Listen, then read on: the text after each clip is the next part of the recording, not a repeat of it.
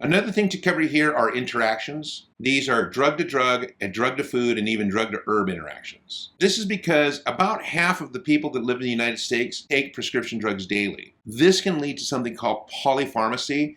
It's not unusual to have people taking up to 5 or more medications. And all of these medications not only interact with all of the other medications, but they can and do interactions with food and even other herbs that the patient may be taking as folk medicine.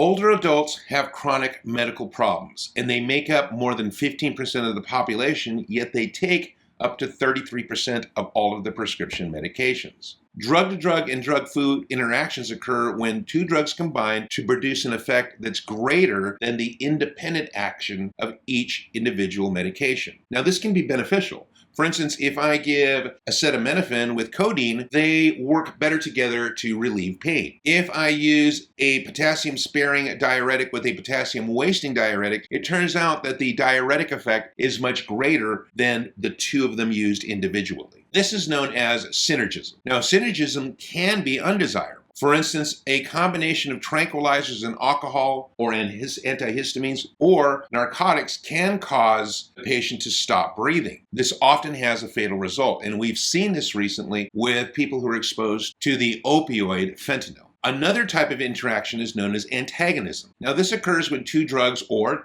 a drug and a food have the opposite effect. A good example is the old school warfarin, which was used to reduce the effects of blood clotting, to slow down the time it takes for the body to make a clot. Well, if a person eats a lot of green leafy vegetables have a lot of vitamin K, and vitamin K is the antidote for warfarin. So there is an antagonistic interaction that has to be addressed. The person needs to be told not to change their intake of green leafy vegetables so that the therapeutic effect of extending the blood clotting time is achieved.